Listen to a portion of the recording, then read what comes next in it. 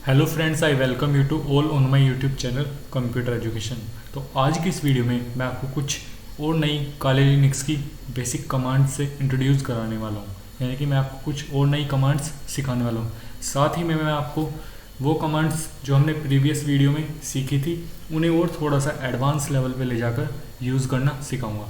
तो गाइज़, अगर आपने इससे पहले वाली वीडियो नहीं देखी है तो प्लीज़ हमारे चैनल पर जाकर उस वीडियो को देख लीजिए और हमारी इस वीडियोज़ को लाइक कर दीजिए, हमारे चैनल को शेयर कीजिए एंड प्लीज़ इस चैनल को सब्सक्राइब कीजिए, क्योंकि इस कोर्स के ख़त्म होने से पहले हमने एक एम रखा है कि हम इस कोर्स के ख़त्म होने से पहले अपने चैनल पर 2K सब्सक्राइबर कंप्लीट कर लेंगे। और वो तभी होगा जब आप हमारे यूट्यूब चैनल को सब्सक्राइब करोगे, वीडियोज़ को लाइक करोगे और शेयर करोगे।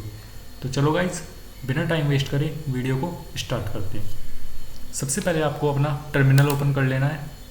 देन उसके बाद आज मैं आपको कुछ और पहले नई कमांड्स सिखाता हूँ। उसके बाद जो हमने प्रीवियस वीडियो में कमांड्स सीखी थी उन्हें थोड़ा सा एडवांस करके फिर उन्हें मैं आपको यूज़ करना सिखाऊंगा। तो पहले हम pwd करके देखते हैं। तो अभी हम होम डायरेक्टरी में हैं, ये आपको पता है, हम होम लोकेशन पर हैं। देन हम ls करते हैं। तो इससे जो हमारी सारी डायरेक्टरीज़ की लिस्ट है नेम्स के साथ वो यहाँ पर शो हो गई हैं। तो अभी हम इसके अंदर एक न्यू डायरेक्टरी क्रिएट करने वाले हैं, mkdir d1। तो अभी हमें अगर d1 के अंदर एंटर होना है तो हम cd d1 करेंगे। हम d1 के अंदर, यहाँ पर आप स्क्रीन के ऊपर देख सकते हैं, हम यहाँ पर d1 के अंदर एंटर हो चुके हैं। देन हम इस d1 के अंदर फिर से एक न्यू डायरेक्टरी क्रिएट करेंगे, mkdir d2। फिर से हम इस d2 डायरेक्टरी के अंदर एंटर होंगे। देन फिर से एक और डायरेक्टरी हम यहाँ पर क्रिएट करेंगे, d3, एंड फिर से हम इस d3 डायरेक्टरी के अंदर एंटर करेंगे। तो आप ये देख सकते हैं स्क्रीन के ऊपर कि हमें कितना लंबा प्रोसेस करना पड़ा जब एक डायरेक्टरी से दूसरी डायरेक्टरी के अंदर गए, यानी कि एक ही फोल्डर के अंदर ये दो और सब डायरेक्टरीज़ हैं, इनके अंदर जाने के लिए हमें कितना सारा लंबा प्रोसेस करना पड़ा अपने टर्मिनल के ऊपर। लेकिन आपको ये प्रोसेस करने की बिल्कुल भी ज़रूरत नहीं है। मैं आपको एक डायरेक्ट तरीका बताने वाला हूँ जिससे आप जिससे आप होम लोकेशन से डायरेक्ट d3 डायरेक्टरी में एंटर हो सकते हैं। सबसे पहले मैं आपको एक कमांड ऐसी बताने वाला हूँ जिससे आप ये जो अभी हम d3 डायरेक्टरी के अंदर है, आपको पता है हम इस d3 डायरेक्टरी से डायरेक्ट होम लोकेशन पर आने वाले हैं। तो उस कमांड को टाइप करने के लिए आपको टाइप करना होगा अपने टर्मिनल पर cd space dot dot slash dot dot slash dot dot slash. 3 बार स्लैश लगाना है हमें, क्योंकि हम 3 स्टेप आउट होना चाहते हैं, यानी कि 3 स्टेप जंप आउट होना चाहते हैं 3 डायरेक्टरी से। देन आप एंटर करोगे तो आप होम डायरेक्टरी पे, यानी कि होम लोकेशन पर आ चुके हो। आप फिर से pwd करके देखोगे तो इस टाइम आप करंटली होम लोकेशन के ऊपर हो। अब अगर आपको डायरेक्ट इन 3 डायरेक्टरी, यानी कि ना d1 में जाना ना d2 में जाना, डायरेक्टली अगर आपको d3 डायरेक्टरी के अंदर जाना है तो आपको मैं एक बहुत ही कमाल की कमांड सिखाने वाला हूँ। बट उससे पहले मैं आपको फाइल्स में ले जाता हूँ और आपको शो कर देता हूँ। ये d1 है, इसके अंदर d2 है और इसके अंदर d3 है। हम इस d3 डायरेक्टरी के अंदर डायरेक्टली जंप करने वाले हैं, यानी कि जंप इन करने वाले हैं, अंदर जाने वाले हैं।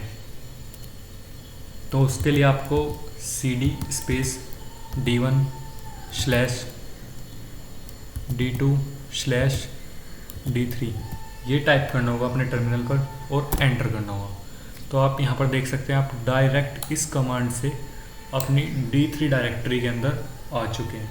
आप ऐसा किसी भी डायरेक्टरी के अंदर जा सकते हैं। अगर जो भी आपके सिस्टम में डायरेक्टरीज है, आप डायरेक्टली स्लैश का यूज़ करके देन उनका नेम देकर line by line, word by word आप उस डायरेक्टरी के अंदर जंप इन कर सकते हैं। और जंप आउट करने के लिए आपको ये कमांड यूज़ करनी होगी, cd space dot dot slash dot dot slash dot dot slash. Then फिर से हम एक बार मैं और आपको सिखा देता हूँ कि आप इससे बाहर कैसे आने वाले हैं। जैसे कि अभी मैं आपको d3 में है, अभी हम करंटली यहाँ पर जो d3 लिखा रहा है। अब मैं आपको सिखाऊंगा कि आप d3 से d1 में कैसे आ सकते हैं। तो आपको cd space dot dot slash type कर दिया, फिर से dot dot then slash type करना और एंटर करना है। तो आप D3 से D1 में आ गई, क्योंकि आपने यहाँ पर 2 स्लैश यूज़ किए हैं। अगर आप 3 स्लैश यूज़ करते तो आप डायरेक्ट होम डायरेक्टरी में पहुँच जाते। तो अभी मैं 2 स्लैश और यूज़ करके मैं डायरेक्ट होम डायरेक्टरी में अभी इस टाइम आ चुका हूँ। मैं आपको PWD टाइप करके दिखा देता हूँ कि हम इस टाइम होम लोकेशन पे यानी कि होम डायरेक्टरी के ऊपर है। तो अब मैं जो आपको मैंने कुछ प्रीवियस वीडियो में जो कुछ कमांड सिखाई थी उनको थोड़ा सा और एडवांस करने वाला हूँ। बट एक कमांड हमारी प्रीवियस वीडियो में रह गई थी, पहले उस कमांड को मैं आपको बताने वाला हूँ कि उस कमांड का यूज़ क्या होता है और ये करती क्या है। और वो कमांड जो है वो है कि LSL। आपको अपनी टर्मिनल पर सिंपली टाइप करना है LS स्पेस -L और एंटर करना है। तो ये जो कमांड है ये जो है ये हमें हमारा जो डेटा है उसे वर्टिकल फॉर्मेट में शो करती है। जैसे कि आप देख रहे हैं यहाँ पर ये हमें इस सारे डेटा को वर्टिकल फॉर्मेट में शो कर रही है। लेकिन वर्टिकल फॉर्मेट में शो तो कर रही है, लेकिन उसके साथ हमें डेटा का साइज़ भी दे रही है। ये 4096, 4096, 2431, 4096 और ये टोटल साइज़ है। अब ये साइज़ जो है ये आपको समझ में नहीं आ रहा होगा, क्योंकि ये जो साइज़ है ये बाइट में लिखा हुआ है और बाइट जो होती है वो मेमोरी की यानी कि डेटा साइज़ की सबसे छोटी यूनिट होती है। तो अगर आपको इसे कन्वर्ट करना है ह्यूमन रीडेबल फॉर्म में यानी कि जिससे कि आप इसे पढ़ सको, तो आपको सिंपली टाइप करना है LS स्पेस L, जो कि हमें ये कमांड लॉन्ग लिस्ट फॉर्मेट में रहेगी। देन H क्या करता है, LS स्पेस -H जो है वो हमें हमारे डेटा को ह्यूमन रीडेबल फॉर्मेट में प्रोवाइड करता है। तो हम जब इसे एंटर करेंगे तो अब आप यहाँ पर देख रहे होंगे कि 14 MB, 4.0 KB, 4.0 KB, 2.4 KB, then total है 14 MB। तो इसने जो है हमारे डेटा का जो साइज़ है वो हमें शो कर दिया KB में और MB में यानी कि किलोबाइट्स में और मेगाबाइट्स में। अब हम इसे ईजिली पढ़ सकते हैं या फिर रीड कर सकते हैं अपनी स्क्रीन के ऊपर। तो अब मैं अपनी नेक्स्ट कमांड की तरफ चलता हूँ और उस कमांड का यूज़ करके हम देखने वाले हैं कि जो हमारी जो लॉन्ग लिस्ट फॉर्मेट में हम हिडन फाइल्स के साथ अपनी डायरेक्टरीज़ को चेक करने वाले हैं। जैसे कि अभी मैं LS स्पेस -L करने वाला हूँ और A करने वाला हूँ। तो LS स्पेस -L से होता है कि लॉन्ग लिस्ट फॉर्मेट में हमें डेटा मिल जाता है, और साथ में मैं A भी यूज़ कर रहा हूँ। LS स्पेस -A से होता है कि हमें जो हमारी हिडन फाइल्स हैं वो लॉन्ग लिस्ट फॉर्मेट में शो हो जाएंगी जब हम L के साथ इसे यूज़ करेंगे। तो अभी मैंने एंटर किया, देन आप देख रहे हैं कि ये जो फाइल डॉट से स्टार्ट हो रही हैं ये सारी हमारी हिडन फाइल्स हैं। लेकिन अभी फिर से एक और प्रॉब्लम हो गई कि जो हमारा डेटा है वो फिर से बाइट में आ गया, जिसे हम रीड नहीं कर सकते। ये टोटल 16540 बाइट दिखा रहा है, तो हम इसे फिर से ह्यूमन रीडेबल फॉर्म में करने वाले हैं। तो उसके लिए आपको एक सिंपल सी कमांड टाइप करनी होगी, LS स्पेस -L A, और ह्यूमन रीडेबल फॉर्म में करने के लिए H और यूज़ करना होगा, देन एंटर करना होगा। तो अब जो हमारा डेटा है वो KBs में आ चुका है हमारी टर्मिनल के ऊपर, आप देख रहे होंगे। और टोटल 19 MB का साइज़ है। पहले जो हमने देखा था वो टोटल 14 MB का साइज़ था, लेकिन इस बार हमारी हिडन फाइल्स भी शो हो रही हैं इसके अंदर विद स्टार्टिंग डॉट, जो डॉट से स्टार्ट हो रही हैं, तो इसलिए इसका डेटा का साइज़ ये ज़्यादा शो कर रहा है। तो अब मैं आपको एक स्विच के बारे में बताने वाला हूँ, यानी कि LS स्पेस -हेल्प। अब ये जो हेल्प है यानी कि इसके पहले 2 हाइफन लग रहे हैं, ये कमांड आपके लिए एक न्यू कमांड है। तो ये जो है ये हमें एक स्विच की डिटेल्स देती है कमांड। जब आप इसे अपने टर्मिनल पर एंटर करोगे और एंटर कर दिया तो इसने बहुत सारा डेटा हमें दे दिया। तो जितने भी स्विच होते हैं काले लिनक्स के अंदर ये सारी उनकी स्विच की डिटेल्स देती है ये कमांड LS स्पेस -हेल्प। जैसे कि R स्विच है तो रिवर्स करता है ये रिकर्सिव साइज। आप इसे रीड कर सकते हैं जब आपके पास फ्री टाइम हो, और आप यहाँ से सीख भी सकते हैं।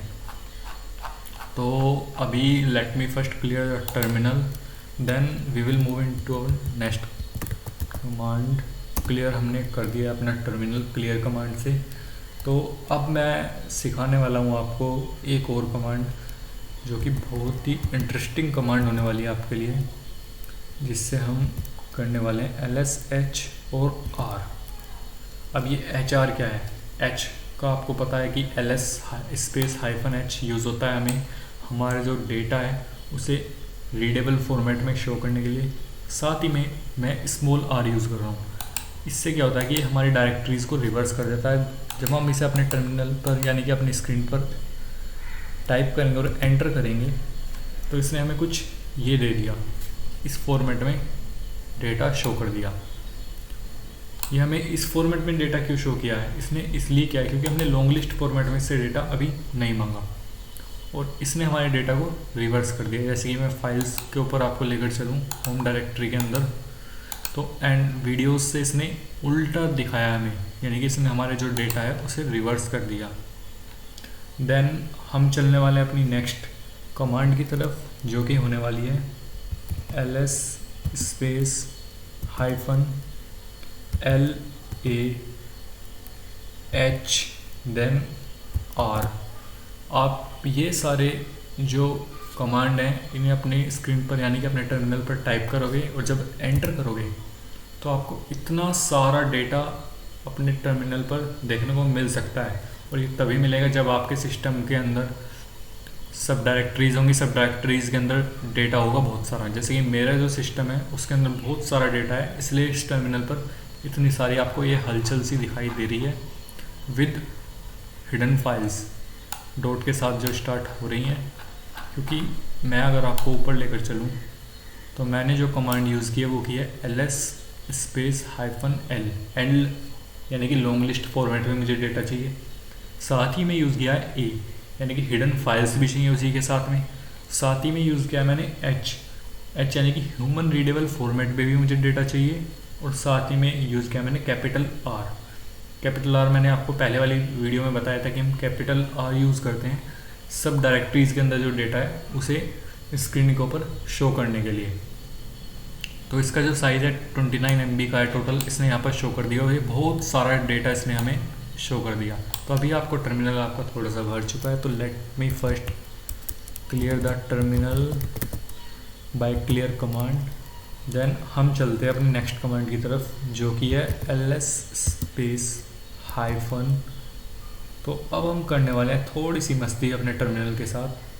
तो हम करेंगे H देन कैपिटल R। अब इससे क्या होगा? अब इससे जो होगा हमारा जो डेटा है वो हमें ह्यूमन रीडेबल फॉर्मेट में मिलेगा। साथ ही में हमें सब डायरेक्टरी की इन्फॉर्मेशन मिलेगी जो हमारी सब डायरेक्टरी के अंदर फाइल्स हैं उनकी। और लेकिन ये हमें लॉन्ग लिस्ट फॉर्मेट में नहीं मिलने वाला और इस बार हमें हिडन फाइल्स में नहीं मिलने वाली, क्योंकि मैंने ना ही A यूज़ कर रहा हूँ मैं और ना ही मैं L यूज़ कर रहा हूँ। तो हम इस कमांड को टाइप करके और एंटर करके देखते हैं तो ये कुछ इस तरीके से आपको यहाँ से शो हो चुका है, जो कि लॉन्ग लिस्ट फॉर्मेट में नहीं है। तो गाइज़ मैं आपको बस एक ही बात बोलना चाहता हूँ कि आप जितनी ज़्यादा कमांड्स को अलग अलग तरीके से यूज़ करेंगे और एडवांस बना के, जैसे कि मैंने आज आपको बताया, मैंने ये जो कमांड्स है आपको पिछली वीडियो में थोड़ी सिंपल तरीके से सिखाई थी।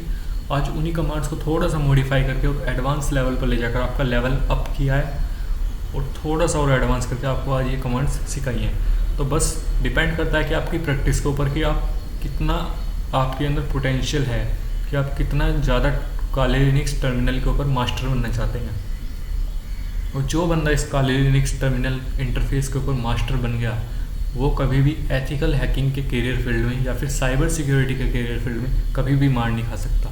तो गाइज़ आज की इस वीडियो को हम यहीं पर एंड करते हैं, मिलते हैं हम अपनी नेक्स्ट आने वाली वीडियो में। तो प्लीज़ हमारे YouTube चैनल को सब्सक्राइब कीजिए, वीडियोज़ को लाइक कीजिए और जितना ज़्यादा हो सके शेयर कीजिए।